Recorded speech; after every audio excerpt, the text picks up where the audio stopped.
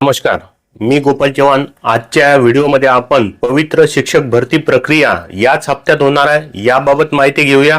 शाळा संस्थांना काय अधिकार शिक्षक भरतीचे राहणार आहेत त्याची माहिती घेऊया। शिक्षक होण्यासाठी आता फक्त डी.एड, डी.टी.एड अथवा बी.एड होऊन चालणार नाही, तर त्यासाठी अभियोग्यता पात्रता चाचणी द्यावी लागते, ही अनिवार्य आहे। प्राथमिक शिक्षक, उच्च प्राथमिक शिक्षक, माध्यमिक शिक्षक आणि उच्च माध्यमिक शिक्षक या चारही स्तरांसाठी शिक्षक होण्यासाठी कोणती पात्रता आहे याबाबत आपण या व्हिडिओमध्ये माहिती घेऊया। सोबतच शिक्षकेतर कर्मचाऱ्यांची सुद्धा भरती होणार आहे का, महाराष्ट्राचे शिक्षण मंत्री आणि आयुक्त यांचे शिक्षक भरतीबाबत काय म्हणणे आहे हे सुद्धा आपण या व्हिडिओमध्ये जाणून घेऊया।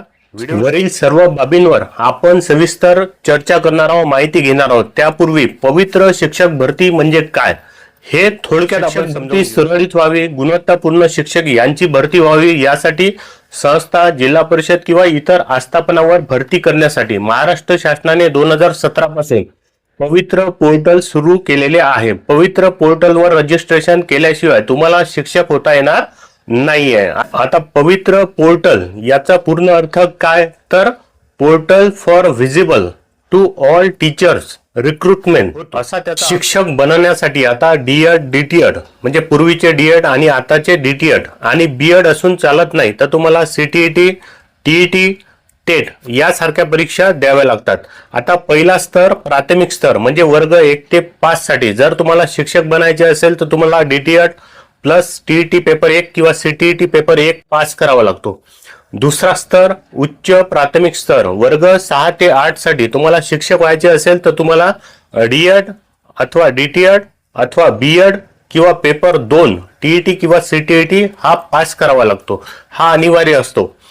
तिसरा स्तर माध्यमिक स्तर वर्ग 9 ते 10 साठी तुम्हाला शिक्षक बनायचे असेल तर बी.एड आणि टी.ई.टी इथे अनिवार्य नाही आहे, परंतु तुम्हाला टेट ही परीक्षा अभियोग्यता आणि बुद्धिमत्ता चाचणी ही देणे अनिवार्य आहे।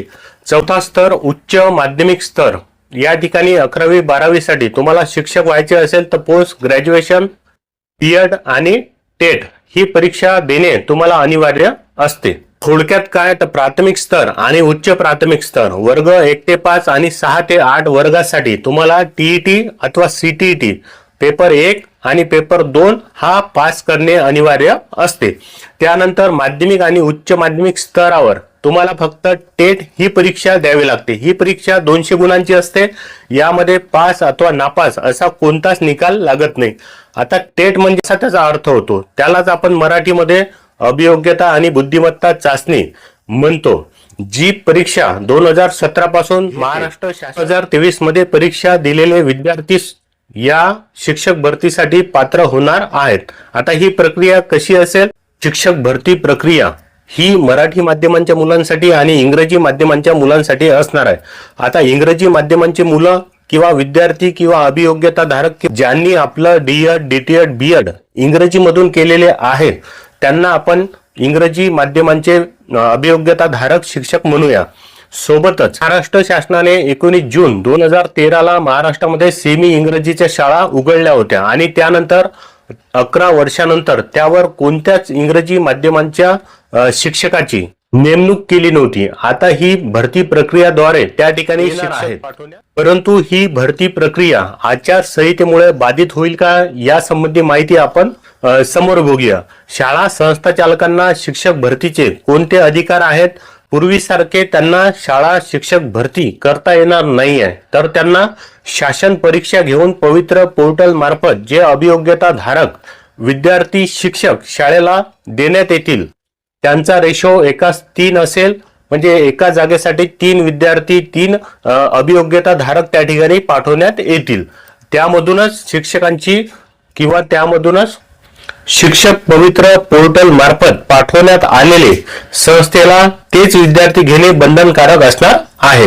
संस्था फक्त 30 गुणांचा त्यांचा इंटरव्ह्यू घेऊन संबंधित माहिती पवित्र पोर्टलवर अपलोड करून त्यांची मेरिट लिस्ट जाहीर करण्याचा अधिकार फक्त संस्थेला असणार आहे। या ठिकाणी प्रश्न असा उपस्थित होतो की अनुदानित खाजगी शाळा, जिल्हा परिषद शाळा, नगर परिषद शाळा, नगरपालिकांच्या शाळा आणि आश्रमशाळा आणि अल्पसंख्याक शाळा या शाळांना टीईटी लागू होते का? तर या सर्व शाळांना टीईटी लागू आहे. या सर्व शाळांमध्ये आस्थापनामध्ये टीईटी, सीटीटी, टेट या सर्व परीक्षा देणे अनिवार्य आहे. त्याशिवाय तुम्ही नाही. शिक्षकेतर कर्मचारी भरती सुद्धा या शिक्षक भरतीच्या प्रक्रियेसोबत होणार आहे का?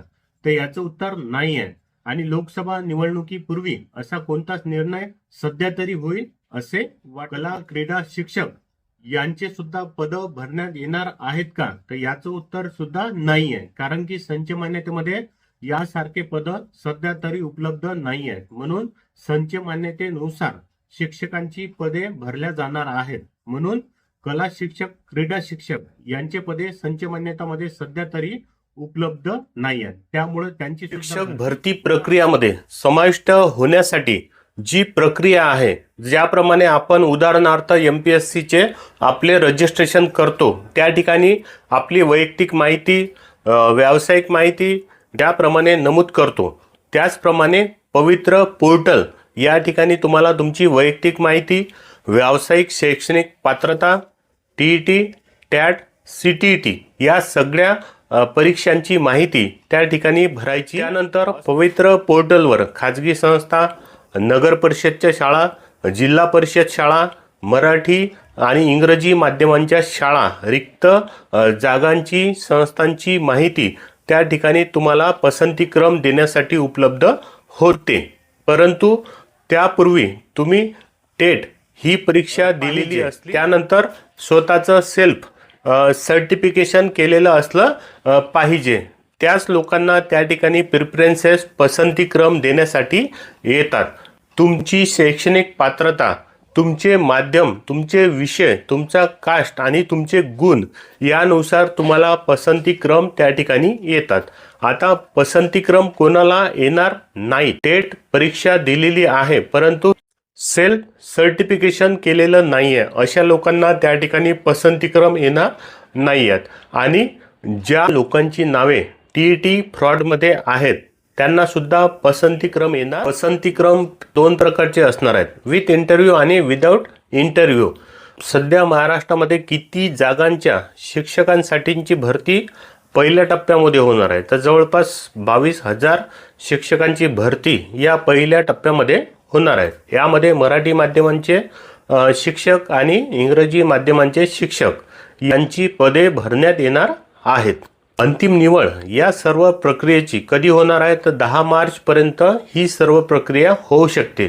तेही सर्व अभियोग्यता धारकांनी मुदतीमध्ये काम केले तर, किंवा मुदत वाढून मागितली नाही तर.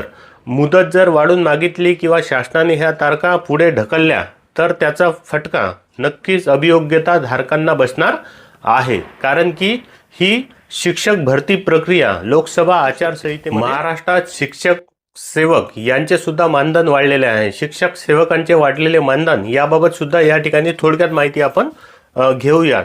वर्ग 1 ते 5 आणि वर्ग 1 ते 8 प्राथमिक आणि उच्च प्राथमिक शिक्षकांना या ठिकाणी 16,000 रुपये एवढे मानधन मिळणार आहे. तर माध्यमिक वर्ग 9 ते 10 शिक्षण सेवक यांना 18,000 रुपये मानधन मिळणार आहे. आणि वर्ग 11वा आणि 12वा उच्च माध्यमिक स्तर यांना 20,000 रुपये मानधन मिळणार आहे.